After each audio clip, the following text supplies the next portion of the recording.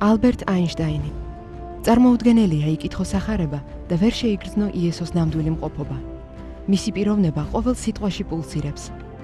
არც ერთი მითი არ არის ახსავსე მსგავსი სიცოცხლით. მე დამიპყრო ნაზარეველის მკაფიო სახემ. მართალია მე იუდეველი ვარ, მაგრამ იესო ნაზარეველის გასხივოსნებულმა სახემ ჩემზე წარუშლელი კვალი დატოვა. არავინ არ წარმოჩენილა როგორც ის. დედამიწაზე მხოლოდ ერთადერთი ადგილია, სადაც ჩვენ ვერ ვხედავთ ჩრდილს და ეს პიროვნება იესო ქრისტეა. ღმერთი წარმოჩნდა მასში ყოველივეზე ნათელი და მკაფიო სახით. მე ვეთაყვანები მას.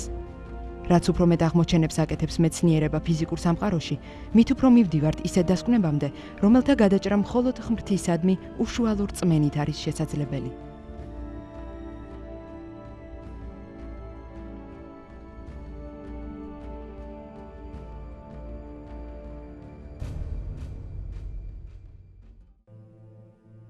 ჩვენ ადამიანებს ჭეშმარიტების შემეცნების გზაზე გაგვაჩნია ორად ორი მძლავრი იარაღი.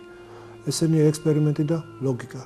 კაცობრიობის ისტორიის მანძილზე ყველა აღმოჩენა ერთი და იგივე პირობებში მრავალჯერადად განმეორებადი ცდის შედეგებს ეყრდნობოდა. ამ შედეგების გაანალიზებისა და ლოგიკური დასკვნების საფუძველზე კი ყალიბდებოდა თეორიები როგორც საბუნების მეტყველო, ასევე ჰუმანიტარულ სფეროებში. ამ ფონზე რაოდენ აღმაფრთოვანებელია იმის გააზრება, რომ ადამიანთა მიერ დაუღალავი შრომით აღმოჩენილი სამყაროში მოქმედი კანონების შესახებ თითქმის 2000 წლის წინათ გვაუწყებდნენ უფლის მოციქულები, წმიდა მამები და ეს ყველაფერი მოცემულია ბიბლიაში. ბიბლია ეყრდნობა წინასწარმეტყველების ფაქტებს. სულიწმიდის კარნახი წმიდა მამებმა გადმოგვცეს წარსულში, აწმყოსა და მომავალში როგორც საზოგადოებაში, ისე სამყაროში მოქმედი კანონზომიერებებისა და მოვლენების არსის უწვრილმანესი დეტალებიც კი, რომლებიც საბოლოო ჯამში ადამიანთა ცხონებას ემსახურებიან. თუ ეს ასეა, მაშინ ისმის კითხვა, მეცნიერულ ენაზე რომ თქვათ, არის თუ არა ეს პროცესი მკაცრი ექსპერიმენტული შედეგი. ლოგიკური აზროვნების მიხედვით არის და წინამდებარე მაგალითების საფუძველზე თქვენ თვითონ დარწმუნდებით თუ რატომ. კარლ ვერნერ ჰაიზენბერგი, ნობელის პრემიის ლაურეატი გერმანელი ფიზიკოსი, კვანტური მექანიკის შემქმნელი, განუზღვრელობის პრინციპის ჩამოყალიბებელი, ველის კვანტური თეორიის ავტორი. გალილეის და კეპლერის შესახებ ამბობდა, რომ ბუნების შემეცნების პროცესში ისინი შეიცნობდნენ უფალს და აღმოაჩენდნენ შემოქმედის მიერ მიცემულ მათემატიკურ კანონებს. ეს მათემატიკური კანონები წარმოადგენდნენ ღვთის ნების თვალსაჩინო გამოხატულებას. კეპლერი სულის ჩამდგმელად აღინთებოდა იმის გააზრებით, რომ მან პირველმა დაინახა მათი საშუალებით ღვთაებრივი ქმნილების სილამაზე. რელიგიისგან დაშორებული ახალი აზროვნება, ამიტომ აშკარად აზრს მოკლებულია. რელიგია ეთიკის ფუნდამენტია და გადამწყვეტ მნიშვნელობას იძენს ხელოვნებისთვის, რომელიც აუცილებლად წარმოადგენს რელიგიის გამოხატულებას. მე მოწოდებული ვარ ხაზგასმით ვთქვა, რომ საბუნების მეტყველო დარგის წარმომადგენელიც უნდა ითვალისწინებდეს რელიგიის ყოვლის მომცველ მნიშვნელობას საზოგადოებაში. ეშმაკს ჯერ კიდევ ვერ დაუპყრია ჩვენი მსოფლიო.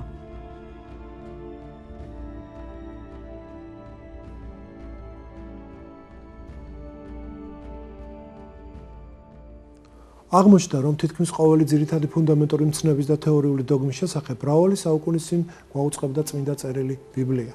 მოვიყვანთ რამდენიმე თვალსაჩინო მაგალითს. ვინ თქვა პირველად, რომ სამყარო წარმოიქმნა უფორმო მატერიისგან? დაახლოებით 200 წლის წინ მეცნიერება მივიდა იმ დასკვნამდე, რომ ჩვენი სამყარო წარმოიქმნა უფორმო, ამორფული მატერიისგან.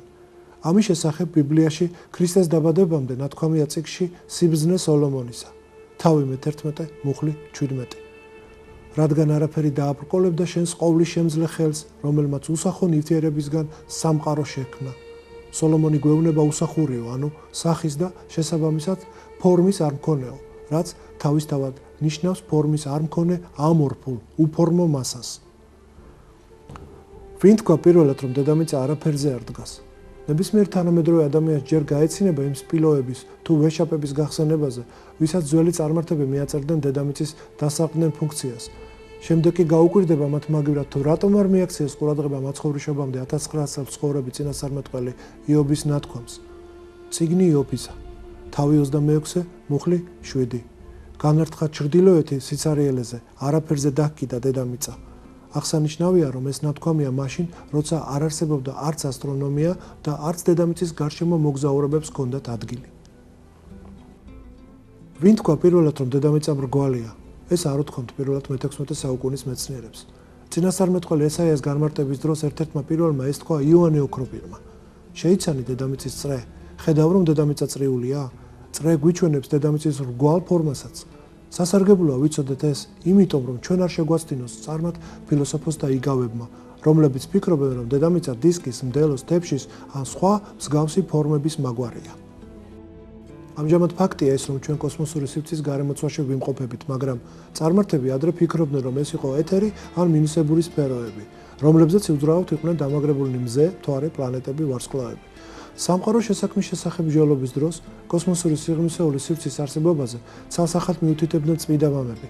წმინდა ბასილი დიდი მე-4 საუკუნეში 6 დღის შესახებ საუბრებში ამბობს: დედამიწას ყოველი მხრიდან სიღრმისეული სივრცე გარს შემოერტყმის. სიტყვის გარს შემოერტყმის გამოყენება ასევე გულისხმობს დედამიწის სიმრგვალის აღიარებასაც. ამასვე ამბობდა იოანე ოქროპირიც, ასევე მე-4 საუკუნის მოღვაწე წმინდა კირილე, იერუსალიმის არქიეპისკოპოსი. ერთ-ერთ თავის დამოუკიდებლ სიტყვაში ამბობს: დედამიწა, რომელზედაც ვცხოვრობთ, ცის კაბადონზე ჰკიდია როგორც წერტილი. შევთანხმდეთ, რომ ასეთი ზუსტი ასტრონომიული ხედვა მეცნიერებს მხოლოდ ტელესკოპის გამოგონების დროს 1000 წლის შემდეგ გაუჩნდათ. ვოლფგანგ პაული, ნობელის პრემიის ლაურეატი, შვეიცარიელი ფიზიკოსი, კვანტური მექანიკისა და რელატივისტური ველის კვანტური თეორიის ფუძემდებელი. ჩამოაყალიბა მისი სახელის მატარებელი ფუნდამენტური პრინციპი, წინასწარმეტყველა ნეიტრინოს არსებობა. ოთახში მისი ყოფნის დროს ხელსაწყოების მწყობრიდან გამოსვლის გამო, ის ხშირად ამბობდა, რომ ანალიზი ექსპერიმენტზე მაღლა დგას, სული კი მატერიაზე აღმატებულიაო. უარყოფდა დარვინიზმს და რელიგიის შესახებ ამბობდა: ჩვენ უნდა ვაღიაროთ, რომ ყოველგვარი პრობლემის გადაჭრისა და შემეცნების ყველა გზაზე დამოკიდებულნი ვართ იმ ფაქტორებზე, რომლებიც ჩვენს კონტროლს არ ექვემდებარებიან და რელიგიის ენაზე მათ ეწოდებათ ღვთიური მადლი. ნილს ჰედრიგ დავიდ ბორი, ნობელის პრემიის ლაურეატი, დანიელი ფიზიკოსი, თანამედროვე ფიზიკის ერთ-ერთი ფუძემდებელი, ატომის პლანეტარული კვანტური მოდელის ჩამომყალიბებელი. ერთხელ, როდესაც აინშტაინმა ნილს ბორის თანდასწრებით არ მიიღო კვანტური თეორია, არაორაზროვნად და მკვახედ წარმოთქვა კიდევ ერთხელ შეპასუხების გარეშე დარჩენილი ადრედანთქვამი ფრაზა: უფალი ღმერთი კამათელს არ აგორებს. ბორი ჭეშმარიტი ქრისტიანული პოზიციიდან შეეპასუხა მას, მაგრამ ჩვენი საქმე არ არის მიუთითოთ უფალს თუ როგორ მართოს მანეს სამყარო. იგი ამბობდა, რომ მეცნიერი კი არ იგონებს კანონებს, არამედ აღმოაჩენს მხოლოდ იმას, რაც უფლის მიერ არის ჩადებული ბუნებაში. ამ მოსაზრებას იზიარებს ყველა ცნობილი მეცნიერი კაცობრიობის ისტორიის მანძილზე. მე-20 საუკუნის ფიზიკოსები ასაბუთებენ ინფლაციური თეორიის მიხედვით, რომ სამყარო წარმოიშვა ვაკუუმისგან ან წერტილისგან, რომელიც თითქმის ნულის ტოლია. ამ შემთხვევაში ვაკუუმი, რაც ლათინურად ციცარელის არაფერს ნიშნავს და ნულოვანი წერტილი ერთი და იგივე დატვირთვას ატარებს. საკურველია, რომ ეს სიახლე ფიზიკოსებისთვის 2000 წლის წინ ყოველ დღე გადაგებოდა ქრისტიანულ ეკლესიაში მთელი მსოფლიოს მასშტაბით. ეკლესია ყოველთვის მიგვითითებდა, რომ ღმერთმა შექმნა სამყარო არაფრისაგან. არარსებობიდან არსებობაში მოიყვანა ყოველი ქმნილება, ხილული, ცოცხალი და არაცოცხალი.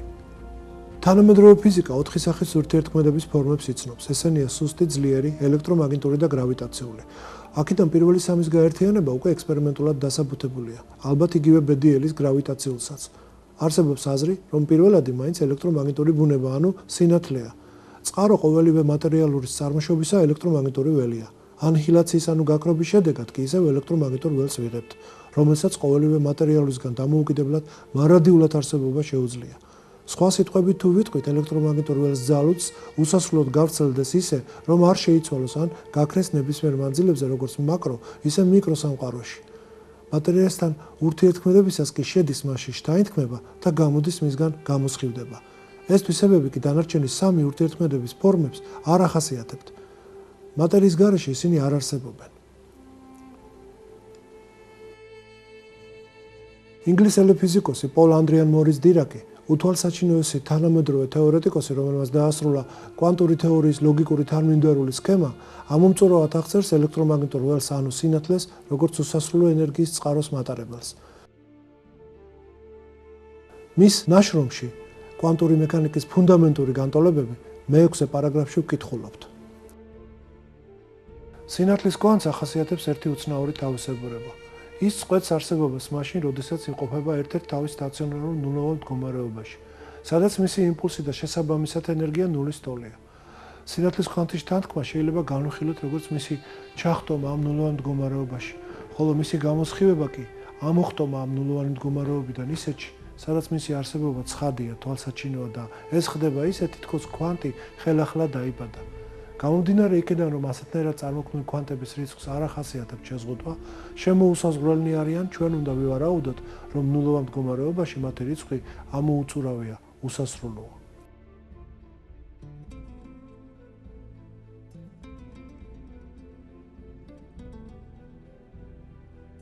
1964 წელს ამერიკელმა მეცნიერებმა პენზიასმა და ვილსონმა ხელსაწყოებით დაკვირვების შედეგად შემთხვევით აღმოაჩინეს თეორეტიკოსთა მიერ ადრე ნავარაუდევი მიკროტალღური ფონური ელექტრომაგნიტური ბუნების გამოსხივება, რომელიც მოემართება დედამიწაზე კოსმოსური სივრცის ყოველი აზრობრივი წერტილიდან.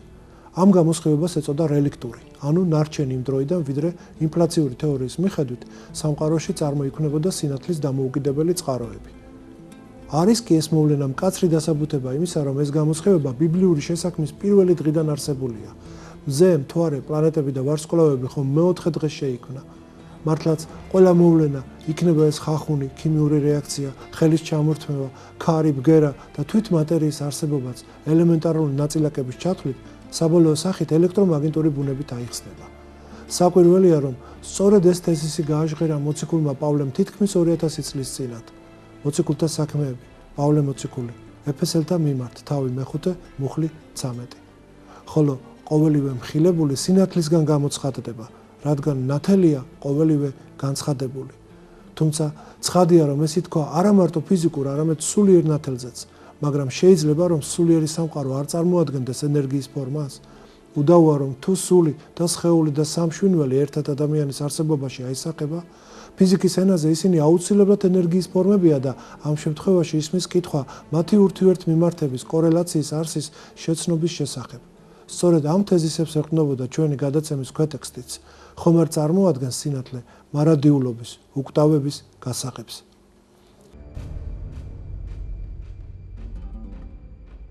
მაქს პლანკი, გამოჩენილი გერმანელი ფიზიკოსი, ნობელის პრემიის ლაურეატი, ბერლინის უნივერსიტეტის პროფესორი, ქმედების კვანტის, პლანკის მუდმივის მცნების შემომტანი, კვანტური თეორიის ფუძემდებელი, თავის მოხსენებებში, ლექციებში და თხზულებებში ატარებს შემდეგ აზრს. საიდკენაც არ უნდა მივაპაროთ ჩვენი მზერა, რაც არ უნდა წარმოადგენდეს ჩვენი დაკვირვების ობიექტს. ჩვენ ვერსად ვერ ვაწყდები წინააღმდეგობას მეცნიერებასა და რელიგიას შორის. პირიქით, ჩვენ კონსტატირებას ვუკეთებთ მათ აბსოლუტურ ჰარმონიას ძირითად პუნქტებში, განსაკუთრებით კი ბუნების მეტყველების დარგში. როგორც რელიგია, ისე მეცნიერება საბოლოო ჯამში ეძიებს ჭეშმარიტებას და მიდის ღვთის აღიარებამდე. რელიგია ადიდებს უფალს დასაწყისშივე, მეცნიერება კი ყოველი აზრის ბოლოს. პირველი წარმოაჩენს ღმერთს როგორც საფუძველს, მეორე კი სამყაროზე ყოველი ფენომენოლოგიური წარმოდგენის დასასრულს.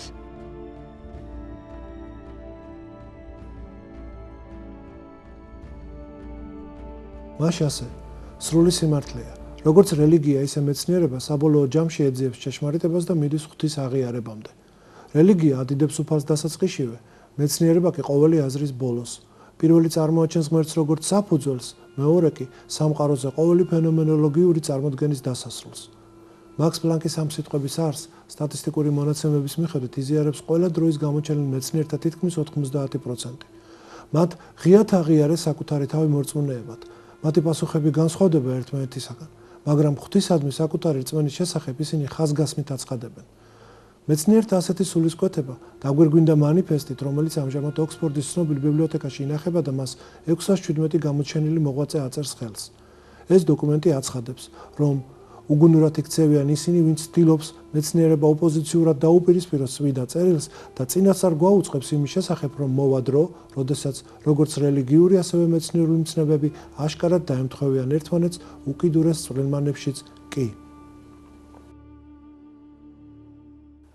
როგორც ჩვენ მოვისმინეთ, შესანიშნავი მაგალითები იყო მოყვანილი იმის თაობაზე, რომ მეცნიერება და რელიგია ურთიერთდაპირისპირებული კი არ არის, პირიქით ავსებენ ერთმანეთს და ერთ ჭეშმარიტებისაგან მიმავალ გზას ემსახურებიან. მე მინდა გავიხსენო ერთი შესანიშნავი ფაქტი, როდესაც მრავალი წლის წინ ჩვენთან უნივერსიტეტში მობრძანდა უწმინდესი და უნეტარესი და ქადაგების მაგვარი წარდგინება გაგვიკეთა ჩვენ უნივერსიტეტის პროფესორ მასწავლებლებს.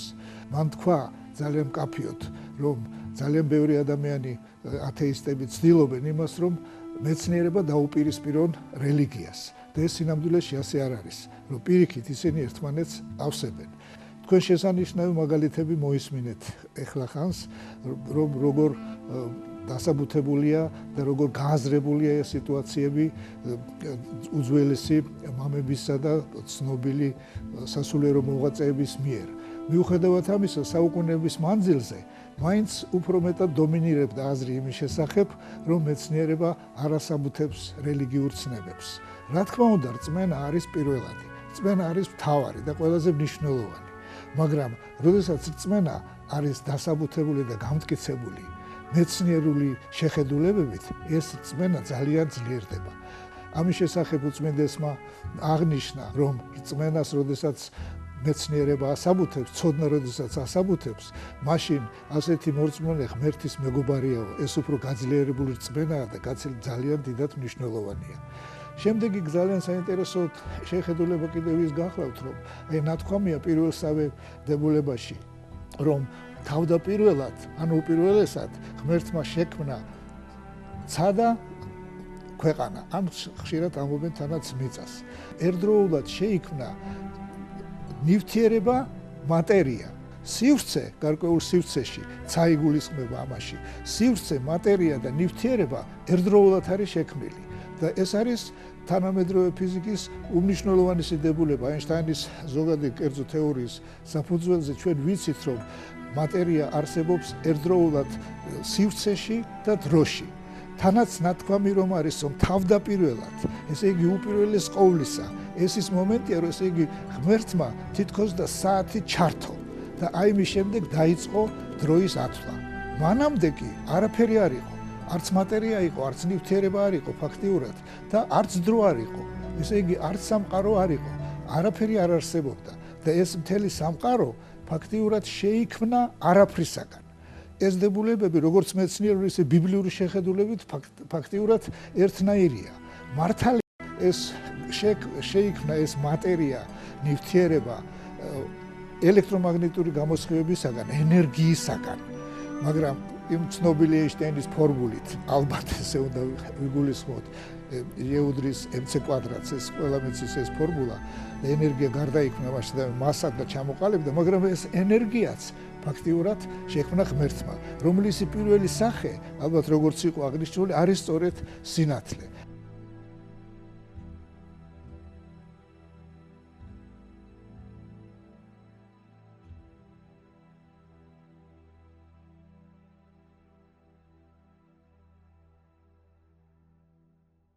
შემდეგი საკითხი, რაც მინდოდა გამეხსენებინა საქმეის გახლავთ, რომ 1961 წელს ნილს ბორი დიდმა ქართველმა მეცნიერმა ელეფთერ ლუარსაბიძე ანდრონიკაშვილმა ჩამოიყვანა თბილისში, საქართველოში. იგი სტუმრობდა ფიზიკის ინსტიტუტს და სტუმრობდა თბილისის უნივერსიტეტსაც. მას დაათვალებინეს უნივერსიტეტი და მოიყვანეს ჩვენთან ნახევრად გამტარების ფიზიკის პრობლემულ ლაბორატორიაში. დამამახსოვრდა ერთი მომენტი. მან ყველაფერი კარგად მოისმინა, მერე მკითხა, როგორ არის სტუდენტების მონაწილეობაო.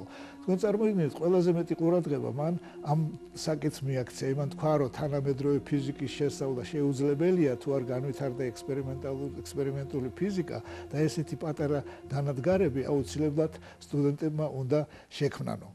აი ეს წერა რომ მოყვანილი იყო იმ საუბარი მისი ეინშტაინთან, ეს ამის შესახებაც შეიძლება გავიხსენოთ, რომ ის ყოველთვის გაცილებით უფრო მაღალ დონეზე იდგა ზოგად ფილოსოფიურ წარმოდგენებში, იმიტომ რომ სხვათა შორის გენიალური ეინშტაინი, რომელსაც ძნელად თუ შეედრება ვინმე, საკმაოდ ჯიუტი ადამიანი იყო, მაგალითად კვანტურ თეორიის შექმნას, მიუხედავად იმისა, რომ მისი დებულებები იყო გამოყენებული, ძალიან ხშირად არ ეთანხმებოდა. სწორედ ნილს ბორი იყო ის ადამიანი, რომელსაც მის კამათთან, ეინშტაინთან ძალიან მძაფრი კამათის დროს ყოველთვის გამარჯვებული გამოდიოდა.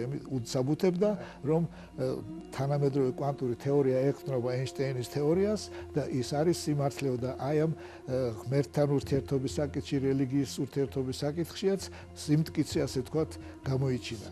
აქ არის კიდევ ლაპარაკი თანამედროვეობის ერთ-ერთი უმნიშვნელოვანესი საკითხის, სამყაროს წარმოშობის შესახებ, ჩვენი ახალგაზრდა თანამემამულის გიადვალის მოღვაწეობის შესახებ. და რასაა მაყვა, რომ ეს ახალგაზრდა არის ქართველი.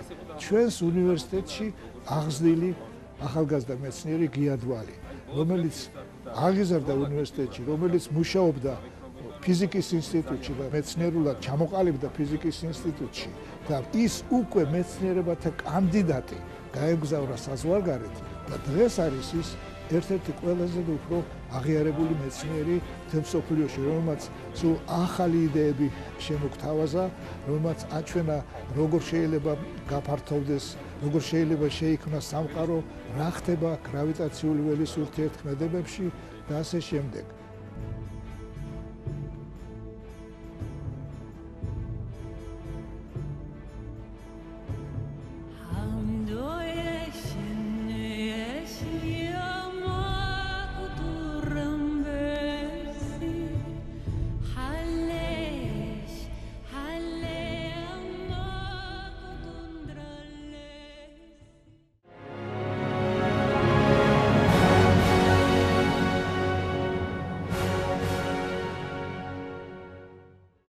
ძალიან მოხარულები ვართ, რომ პირველი გადაცემა დაკავშირებულია ცნობილ ქართველ ფიზიკოსთან, ბატონ გია ძვალთან. იგი ამჟამად სტუმრად იმყოფება საქართველოში, რომ მისი ძირითადი სამუშაო ადგილი გახლავთ ამჟამად შვეიცარია.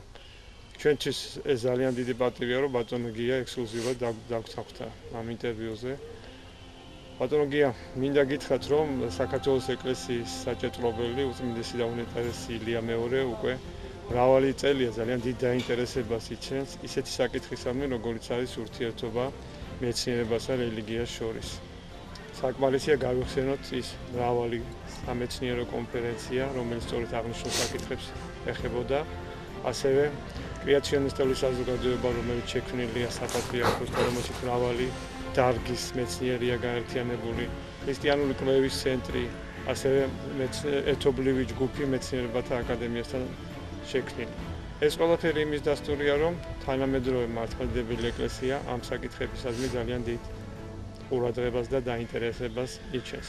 ჩვენ ვისარგებლებთ თქვენი ჩამოსვლით საქართველოში და გვინდა რომ ჩვენს ტელემაყურებელს გავაცნოთ ზოგიერთი რამ თქვენ მუშაობასთან დაკავშირებით, იმიტომ რომ მიუხედავად იმისა, რომ თქვენ სახელს უკვე იცნობენ საქართველოში, ძალიან ცოტა იციან იმის შესახებ, თუ კონკრეტულად რა სფეროში მუშაობთ.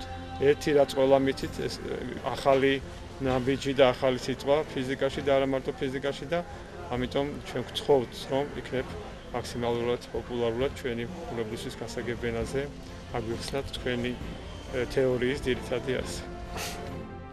დარგი, რომელიც ჩემი კოლეგები და მე მოღვაწეობთ, არის კოსმოლოგია და ნაწილაკების ფიზიკა.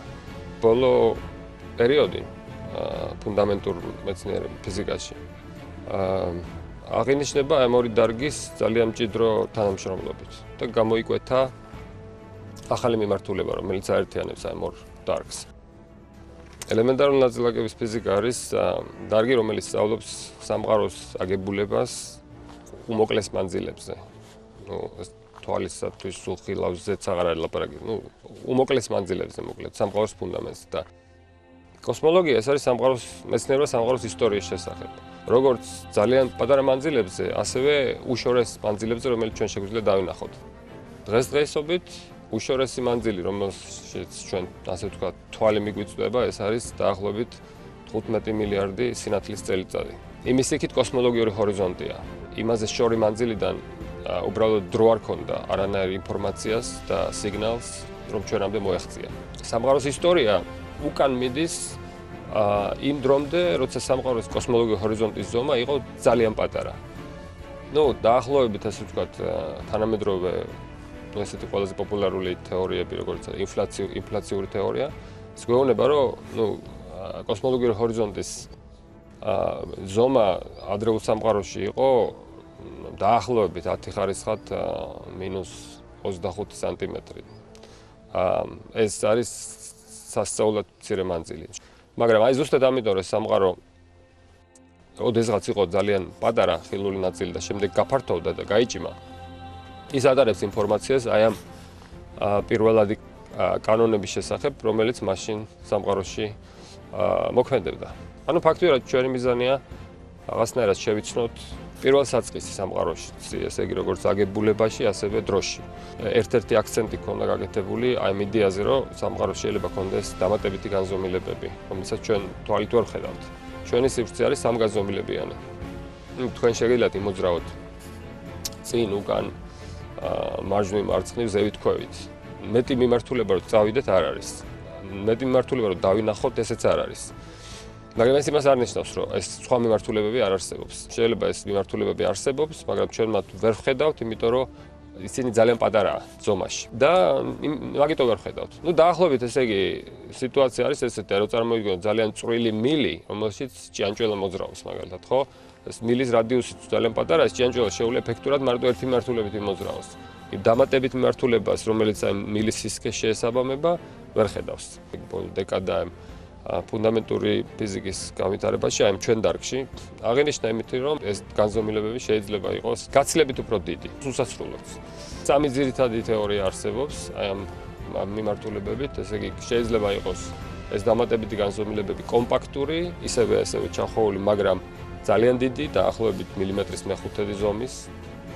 ან შეიძლება იყოს არაკომპაქტური, მაგრამ ასევე, ასე ვთქვათ, გამრუდებული. ან შეიძლება იყოს უბრალოდ უსასრულო, როგორც აი განზომილებებია, რომელსაც ჩვენ ვხედავთ. მაგრამ მეცნიერული აზრის მთელი სიძლიერე იმაში მდგომარეობს, რომ ეს იდეები ექსპერიმენტულად შეიძლება შემოწმდეს.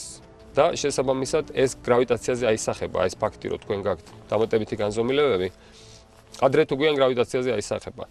ძალიან სუსტად, იმიტომ არის, რომ ჩვენ ჯერჯერობით გასოფრებამ ვერ შეამჩნია ეს განზომილებები. ნუ რა თქმა უნდა, თუ ისინი არსებობს, ეს ჰიპოთეზაა. როგორც ნებისმიერი მეცნიერული თეორია, ეს არის ჰიპოთეზა. ამდენადაც ჩვენთვის ცნობილია, შვეიცარიაში დაგეგმილია ექსპერიმენტების მთელი სერია, რომელმაც შეიძლება ნათელი მოჰფინოს ამ საკითხს. ეს არის კაცობრიობის ისტორიაში ყველაზე დიდი ექსპერიმენტი. ესეთი კაცობრიობის ისტორიაში ესეთი ექსპერიმენტი არ არსებობს. შესაბამისად, ეს ექსპერიმენტი მიაღწევს კაცობრიობის ისტორიაში ყველაზე დიდ ენერგიებს. ესე იგი, ეს პირველად არის, რომ აი ჩვენ შევძლებთ მატერიის სტრუქტურა დავინახოთ, აი ამ მანძილ ენერგიებზე, რომლებიც არის დაახლოებით 1000-ჯერ პროტონის უძრაობის ენერგია. ესე იგი, სასწაულად დიდი ენერგიებია. და შესაბამისად ჩავიხედოთ დაახლოებით 10-17 სანტიმეტრის მანძილებში.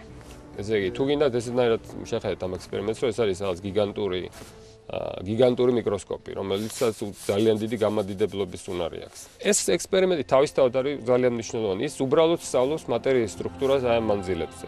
ეს იდეები და წინასწარმეტყველებები ემთხვევა აი ამ ზუსტად აი ამ ენერგიების დიაპაზონს და შესაბამისად ეს ექსპერიმენტი შეძლებს შეამოწმოს ეს იდეები. ნუ იქ იდეა რა არის, ესე იგი, აჯახებენ ელემენტარულ ნაწილაკებს ერთმანეთს. ხდება მათი აჩქარება და შემდეგ დაჯახება. ნუ ძალიან დიდ ენერგიებზე. თქვენ რო წარმოიდგინოთ, აი ბილიარდის მაგიდა რო წარმოიდგინოთ. ბილიარდის მაგიდაში როცა აჯახებთ ბურთებს, ეს ბურთები რაღაცა ენერგიის ზემოთ გადახტომას იწყებენ ბილიარდის მაგიდიდან, ხო? ამ ელემენტარული ნაწილაკების გამოსხივება დაიწყება დამატებით განზომილებებში. და გრავიტაციული ტალღების გამოსხივება დაიწყება დამატებით განზომილებებში. ეს იქნება უტყუარი სიგნალი იმისა, რომ ჩვენ ვხედავთ დამატებით განზომილებებს. ეს ექსპერიმენტი დაიმზირებს რაღაცას თუ არ დაიმზირებს, ცოდნა სამყაროს სტრუქტურაზე საოცრად გაფართოვდება აი ამ ექსპერიმენტების შედეგად. სხვა ალტერნატიული თეორიებიც არის. ამ ექსპერიმენტში შეიძლება აღმოაჩინოს არა დამატებითი განზომილებები, არამედ ეგრეთ წოდებული სუპერსიმეტრია, რომელსაც ეს არის სიმეტრია სამყაროს, რომელიც ოპერირებს აი ამ ძალიან მოკლე მანძილებზე. ესეთი შენიღბული სიმეტრიაა სამყაროში. საერთოდ სიმეტრიის პრინციპი ძალიან მნიშვნელოვანია ელემენტარული ნაწილაკების ფიზიკაში. რატო ჩვენ არ ვიცით? რაღაც აზრით სამყაროს ესე იგი ყველაზე ფუნდამენტური კანონები აგმაყოფილებს სიმეტრიის, ანუ რაღაც სილამაზის პრინციპს. რატო არის ეს ჩვენ არ ვიცით. ესე ფაქტია, რომ ესეა. ხო, რაღაცა შინაგანი ელეგანტობა და ჰარმონია. რატო უნდა ყოფილიყო ეს აუცილებლად ჩვენ არ ვიცით. შესაძლებელი რატო არ შეიძლება რომ მაგალითად კანონები ბუნების ყველაზე ფუნდამენტური კანონები არ ყოფილიყო არც ელეგანტური, არც ლამაზი, არც არაფერი, ხო? ყოფილიყო რაღაც ძალიან რთული განტოლებების რაღაც რთული სერია, მაგრამ ეგრე არ არის. აი რაღაც ელეგანტურობა არის ჩადებული. ესე აი ბუნების ფუნდამენტში. და ეს მეორე გამოვლინება, ეს დამატებითი განზომილებების ერთ-ერთი გამოვლინება ამ ჰარმონიას, იმიტომ რომ უფრო დიდი სიმეტრია ახასიათებს სივრცეს, რომელსაც მეტი განზომილებები აქვს, ვიდრე სივრცეს, რომელსაც ნაკლები განზომილებები აქვს. ხო, შეიძლება ჩავწოვოთ, რომ ეს აბსოლუტური ჰარმონიის ხელი ჩანს ამაში და ამის ანარეგულირება. ნუ მაგაზე ახლა ბევრი მოსაზრებები არსებობს, ფილოსოფიურიც, რელიგიურიც, მეცნიერულიც, მაგრამ ასე ვთქვათ, ჯერ ჩვენ არა ვართ იმ დონეზე, რომ შევძლოთ ექსპერიმენტულად საფუძვლების მიღმა არსებული პრინციპების შესწავლა. იმედია მე მოვა დრო, როდესაც ჩვენ შევძლებთ იმის გაგებას, რატო არის ეს სტრუქტურა ესეთი და არა სხვანაირი. ჩვენ არა ვართ ჯერჯერობით იმ დონეზე, რომ ექსპერიმენტულად ეს იდეები დავასაბუთოთ. ნუ ესეთი ტიპის ექსპერიმენტები, როგორც არის ეს LHC, ეს დიდი ადრონული ამოჩქარებელი, ეს არის უმნიშვნელოვანესი ნაბიჯი ესეთი ამ გზაზე, სამყაროს ფუნდამენტის გაგების გზაზე. ჩემი აზრით, გიადვალმა ძალიან მნიშვნელოვანი დებულება განავითარა სხვა მიმართულებით. ეს სწორედ იმ მიმართულებით, რაზედაც დღეს ჩვენ ვლაპარაკობთ, რაც დაკავშირებულია ღვთიურ სამყაროსთან და ასე შემდეგ.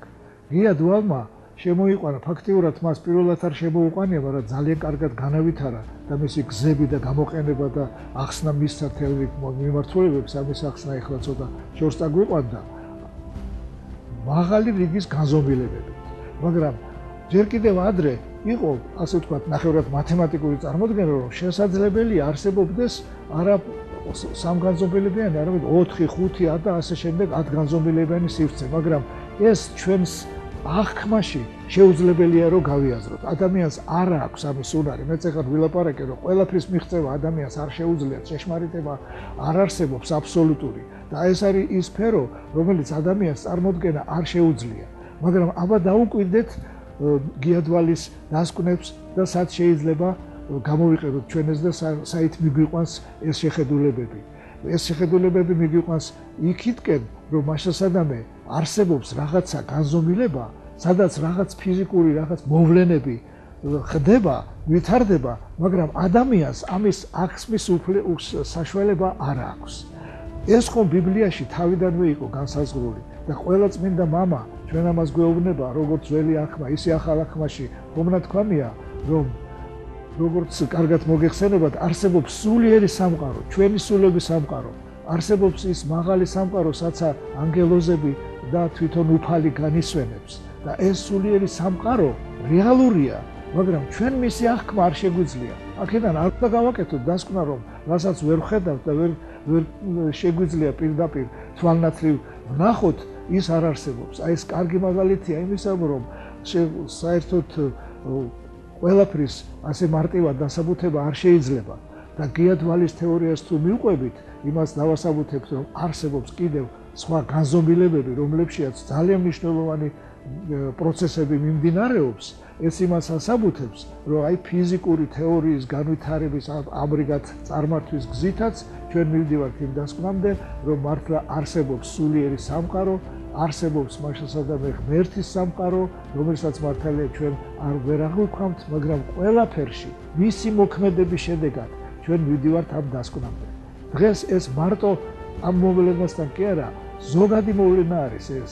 დღეს უკვე ძალიან ცხადია ყველასათვის, რომ ყველაფრის დანახვა, ყველაფრის დასაბუთება შეუძლებელია. აუცილებლად უნდა ლოგიკური და წარმოსახვითი სახასიათი მივცეთ. აი ძველ ადამიანებს ყველას ეჩვენებოდა თვლიდა ფაქტიურად იმას, რასაც ხედავდა. ზე ამოდის, ჩადის, ამოდის, ჩადის და სინამდვილეში ეს ხო ასე არ არის. მე ხო გაეკო, რომ სინამდვილეში ზე კი არ ბრუნავს დედამიწის გარშემო, არამედ პირიქით. ასევია ეს ჩვენი სულიერი სამყარო, ეს რომელიც მასშტაბამდე შეიძლება წარმოვიდგინოთ როგორც შემდგომი და შემდგომი განზომილებები. და ეს განზომილებები შეიძლება იყოს არა 1, 10, ძალიან ბევრი, უამრავი, უსასრულო, რომელიც საბოლოო ანგარიში სულ მიდის და მიისწრაფის ღმერთისაკენ, სამყაროს შემქმნელისაკენ. მაგრამ მას ვერასოდეს ვერ მიაღწევს. ვერ მიაღწევს ამას ჩვენი გონება, მაგრამ ჩვენი რწმენა გაზავებული და გაძლიერებული მეცნიერული ცოდნით ამის წარმოქმნის საშუალებას მოგცემს, რაც ძალიან მნიშვნელოვანია. სულიერი სამყაროს, ანგელოზთა უხილავი სამყოფელის არსებობა მრავალგზის ხილული სახით დაფიქსირებულა ფოტოაპარატის საშუალებით. ზემოთ მოყვანილი მკაცრი ფუნდამენტური მეცნიერული ანალიზის ფონზე მიზანშეწონილი იქნება წარმოვაჩინოთ რამდენიმე თვალსაჩინო ფაქტი, რომლებიც საკმაოდ მყარ ემპირიულ საფუძველს მოგცემს იმაში დასარწმუნებლად, რომ სულიერი სამყარო, პირველქმნილი ცა რეალურია და ფოტოფილის საშუალებით ცალსახად აისახება ჩვენს განზომილებაში, ხილული სახით. და ამას აკეთებს სინათლე ელექტრომაგნიტური ველი. თქვენ ხედავთ 1999 წელს სამთავროს დედათა მონასტერში არქიმანდრიტი გაბრიელის საფლავზე გადაღებულ ორ ფოტოსურათს. ერთს პოლაროიდით, მეორეს კი ჩვეულებრივი ფოტოაპარატით, რომლის ნეგატივიც ჩვენს ხელთ არსებობს. ყურადღება მიაქციეთ თეთრი ფერის ნათებას ორივე სურათზე. განსაკუთრებით კი მეორეზე, სადაც გაბრიელ ბერის სახე მის საფლავთან ცხადად არის დაფიქსირებული.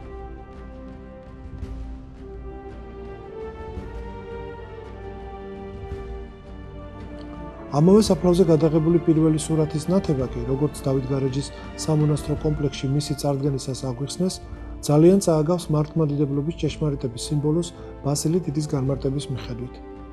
უნივერსიტეტის სპეციალისტთა შეფასებით, სრულიად აუხსნელი ასეთი ნათებების არსებობის ფაქტები იმის დაშვების გარეშე, რომ ჩვენი თვალისთვის უხილავ სამყაროში არსებული ღვთიური ქმნილებები, რომლებსაც ზალუცთ ფორმისა და სახის ცვლილება გარკვეულწილად აისახებიან ფოტოფილის მეშვეობით. ამ თემას ჩვენ სლად შევეხებით მომდევნო გადაცემაში.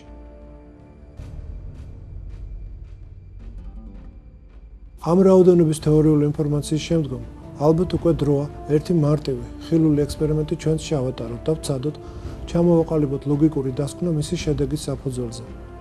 ძალიან ბევრი ადამიანი და მათ შორის მორწმუნეც დღესაც სკეპტიკურად უყურებს მაცხოვრის საფლავზე აღდგომის წინა დღეს მართლმადიდებლური კალენდრის სიზუსტებული სასწაულის, წმინდა ცეცხლის გადმოსვლის უტყუარ ფაქტს. გულის სიღრმეში მათ ეჭვები ღრნით, რომ ეს ჩვეულებრივი ცეცხლია და მეტი არაფერი.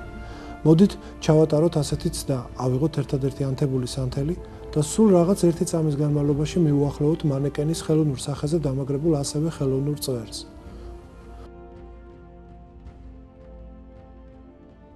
თქვენ ხედავთ, თუ რა სისწრაფით მოეკიდა ცეცხლი წვერს. ამ პროცესს წამზე ნაკლები დრო დასჭირდა. ახლა კი გადავინაცვლოთ 2006 წლის 23 აპრილს იერუსალიმში და უკომენტაროთ. ყურადღებით ვნახოთ მოყვარული კამერით გადაღებული სცენები შაბათს, აღდგომის წინა დღეს, დაახლოებით 16 საათზე.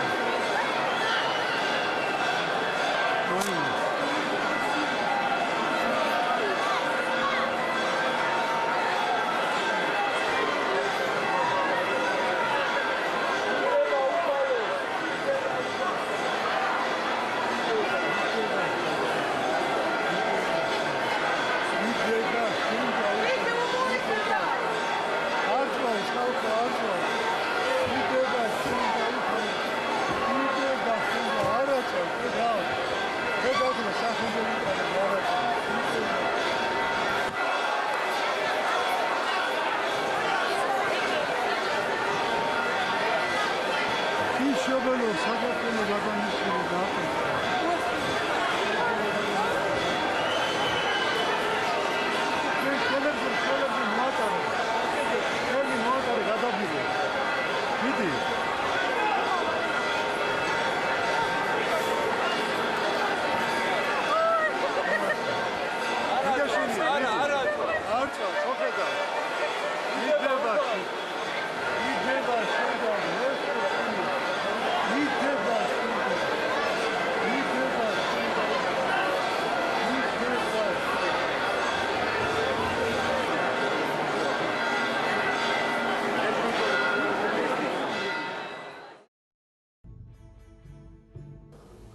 ამ კადრების ნახვის შემდგომ იმედია არ გაგიჭირდებათ ლოგიკური დასკვნის გაკეთება იმის შესახებ, რომ უფლის მიერ ბოძებული ეს ყოველწლიური ცეცხლოვანი სიხარული ან სინათლის წყარო პირველი 10-15 წუთის განმავლობაში არ წავს არანაირ ნივთიერებას, მათ შორის არც ადამიანის კანს და წვერებს. არის თუ არა ეს სასწაული? ნეტარი ავგუსტინეს სიტყვებით თუ ვიტყვით, სასწაული არ არსებობს, არამედ სასწაული არის ის, რაც ჩვენს წარმოდგენებს ეწინააღმდეგება მასზე. მომავალ შეხვედრამდე.